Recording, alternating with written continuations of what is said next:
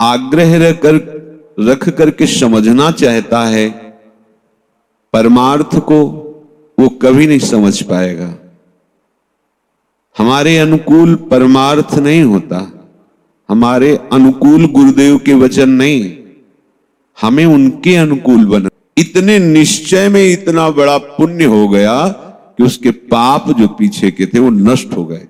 पाशक गलती ये कर बैठता है कि शास्त्र और संत सदगुरुदेव के वचनों को अपने अनुकूल निकालता है भाव और उसके अनुसार चलता है, इसीलिए वो परमार्थ में आगे बढ़ नहीं पाता। परमानंद प्रभु का वो सानिध्य होने पर भी अनुभव नहीं कर पाता। अपार कृपा बरस रही फिर भी वो सूखा रहता है। ऐसा ही कुछ आग्रह अर्जुन जी ने किया कि प्रभु मैं आपकी शरण में हूं, आपका शिष्य हूं, पर मैं स्पष्ट कहता हूं युद्ध नहीं करूंगा। ये आग्रह, मैं ये नहीं करूंगा, ये शब्द शरणागत की जिह्वा पर आना ही नहीं चाहिए। यदि ये शब्द आता है कि मैं शास्त्र और सदगुरुदेव के द्वारा बताए हुए कर्तव्य कर्म को, भगवत सेवा को मैं ये नहीं कर पाऊंगा, तो अभी उसने शरणागति ही स्वीकार नहीं की है।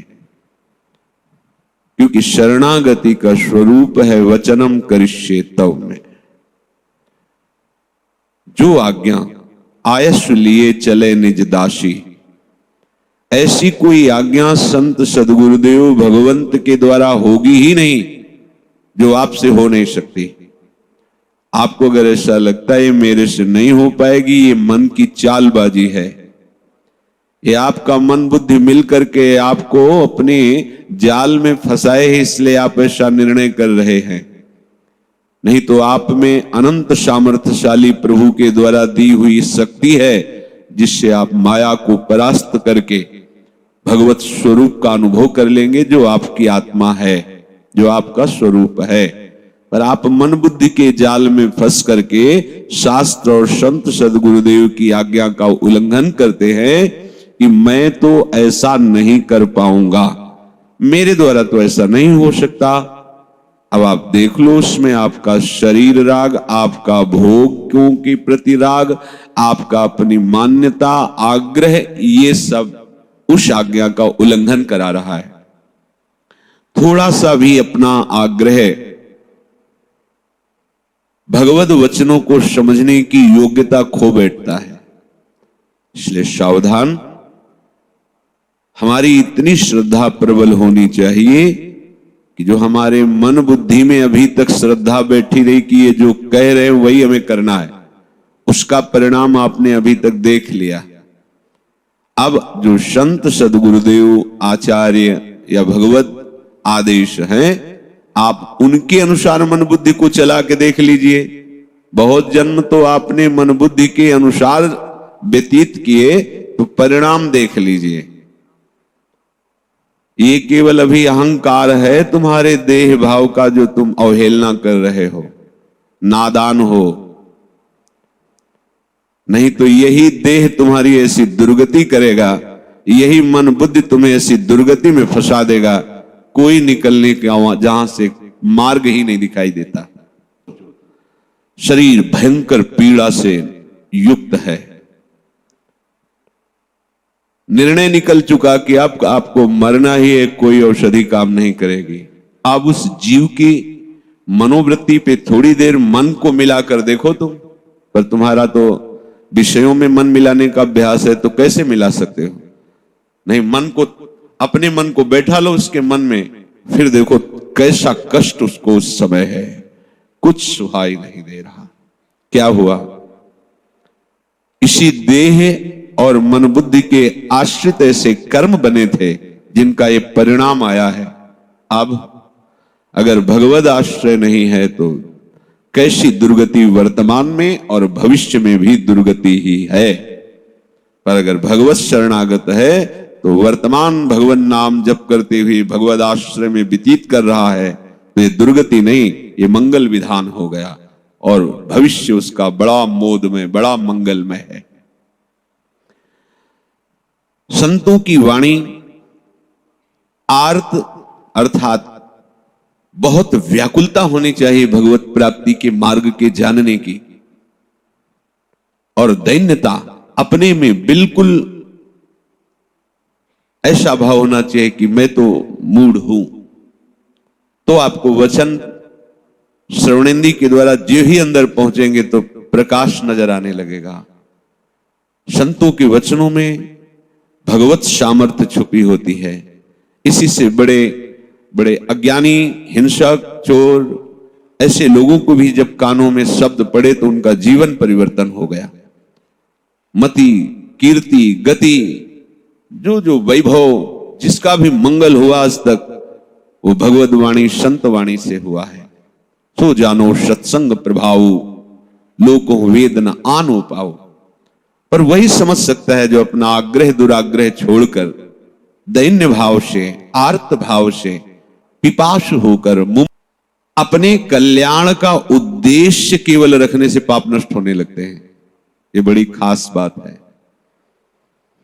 विवेक चूड़ामणि में आद्य गुरु भगवान शंकराचार्य जी ने कहा है कि सहस्त्रों जन्मों के सुकृत जब एकत्रित होते हैं तो उस मनुष्य के अंदर ये बात आती है कि मैं संसार से मुक्त हो जाऊं। मुमुक्षा कहते हैं इसे, मुक्त होने की इच्छा, बस छक गया। अब तो हे भगवान मुझे ऐसे सद्गुरु मिलाओ कि ऐसा मुझे मार्ग मिले कि मैं पुनः इस संसार में अब न रति करूं। कोई ये निश्चय केवल करना प्रारंभ कर दे कि आज से हमारा जो समय है, जीवन है, वो भगवत मार्ग में अब कटेगा।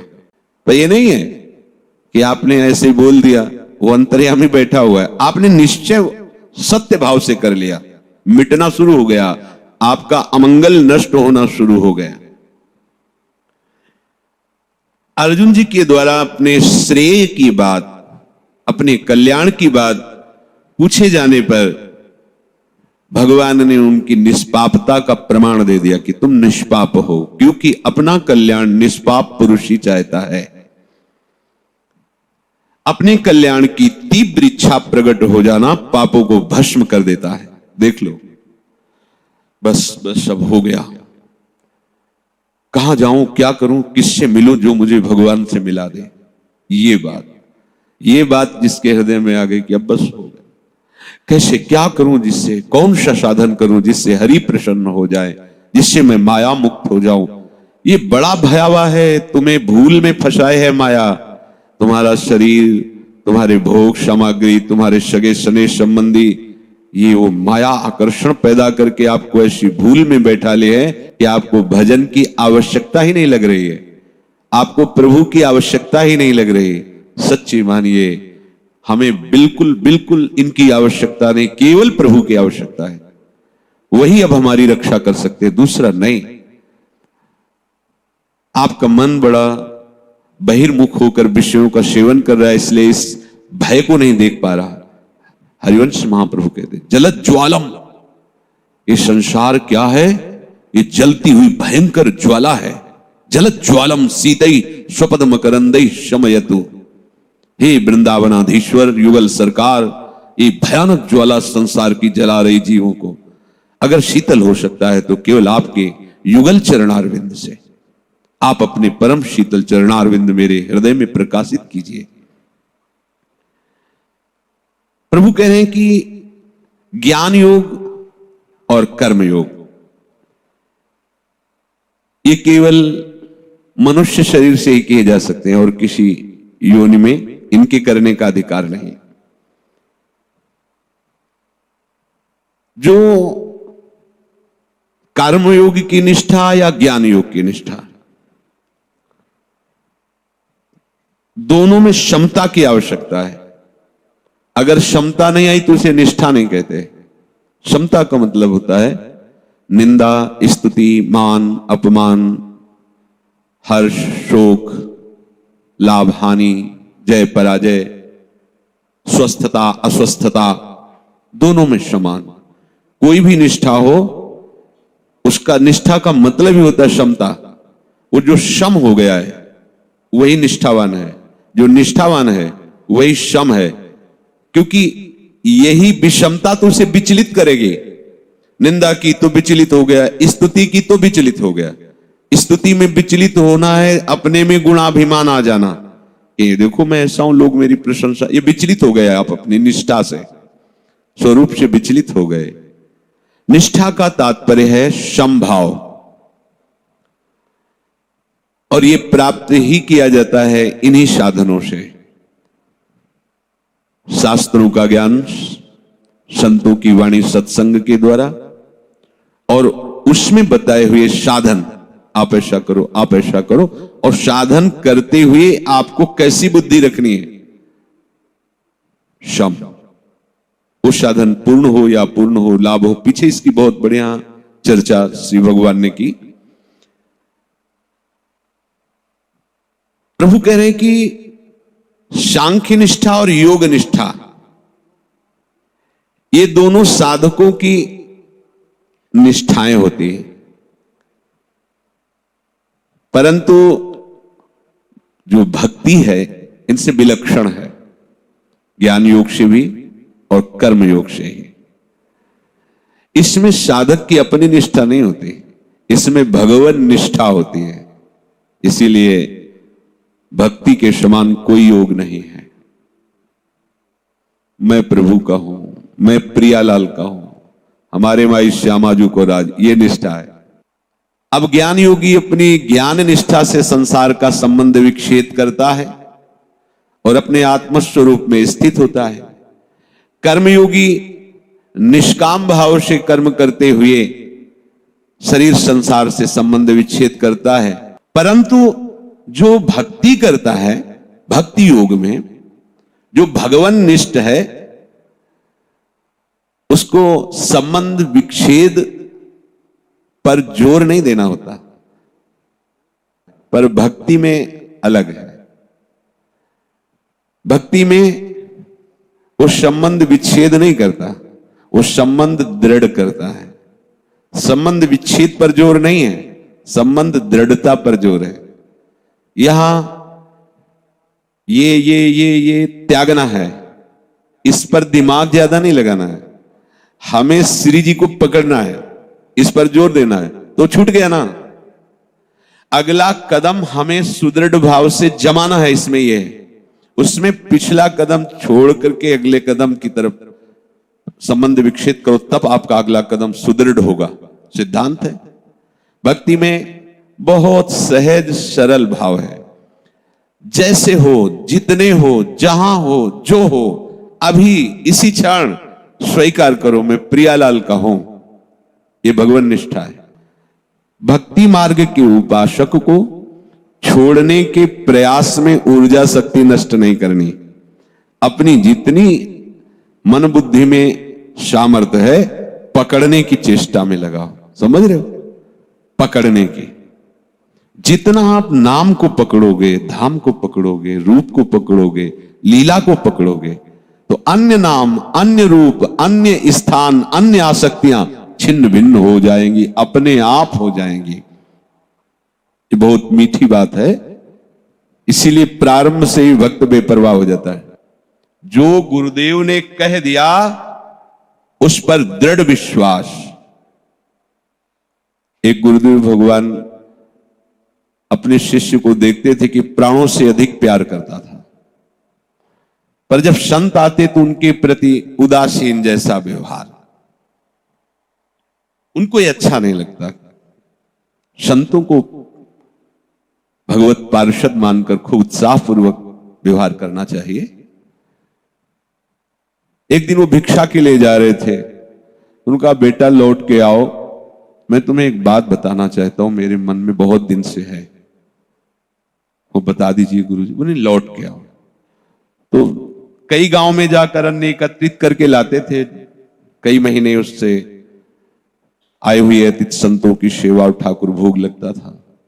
2, 4, 6 दिन लगे होंगे। आए तो देखा गुरुजी के शरीर का विमान तैयार किया जा रहा था अंतिम यात्रा के लिए। शरीर पूर्ण हो गया था, भीड़ लगी हुई थी आश्रम में। पूछा क्या हुआ? बोले गुरुदेव भगवान आपके पधार गए। नहीं ऐसा नहीं, हमसे कहा था लौट के आओ, हम आपको एक बात बताएंगे। गुरुदेव के वचन झूठे नहीं हो सकते। अब बोले तो विमान तैयार हो रहा है। बिल्कुल उनको कोई फर्क नहीं पड़ा। नजदीक गए, साष्टांग प्रणाम किया और बोले भगवान भिक्षा लेकर के आ गया हूं, और आपने कहा था कि लौट के आओगे तो हम एक बात आपको बताएंगे, तो बता दीजिए भगवान क्या बात है। उठ के बैठ गए गुरुनिष्ठ। ये आश्चर्य की बात नहीं है, क्योंकि सर्वाश्चर्य में भगवान ही गुरुदेव हैं। उनके लिए जन्म मृत्यु की तो लीला ऐसे होती रहती है। 1 वर्ष सेवा देखते रहे गुरुदेव, जिंदा रहे। उन्होंने कहा हम ये कहना चाहते थे कि जितना हमसे प्यार करते हो उतना संतों से भी प्यार करो, संत हमारी ही आत्मा है। उनका गुरुदेव आज से हम ये आज्ञा का पालन करें, पर कम से कम 1 वर्ष आप देख लीजिए और आपको ऐसा लगे कि कोई त्रुटि नहीं, तो फिर आप जैसी लीला चाहे वैसा की। 1 वर्ष तक गुरुदेव पुनः जीवित रहे। क्या हुआ? गुरुदेव के वचनों पर विश्वास है। ऐसा नहीं हो सकता। उन्होंने कहा था यह है मानना। मानना बहुत बड़ा शब्द है। मानने से ही हमारी दुर्गति हो गई है और मानने से ही हमारी सदगति हो जाए। एक बार किसी सेवा के विषय में था, तो गुरुदेव भगवान ने कहा कि हरि बड़ी कृपा करते हैं तब किसी को सेवा देते हैं। जैसे कोई बीमार है, आपको उसकी सेवा में लगाया गया, या किसी भी भोजन, कुछ भी सेवा, गुरुजन जो आपको सेवा में लगाते हैं, तो हरि की ये प्रमाण आचार्य चरण हरिवंश महाप्रभु देते हैं। और नारमल जी से यही कहा था कि संतों की विशेष कृपा से मुझे श्री जी की सेवा मिली, और लकड़ी बीनना श्री जी की सेवा को आप धीमर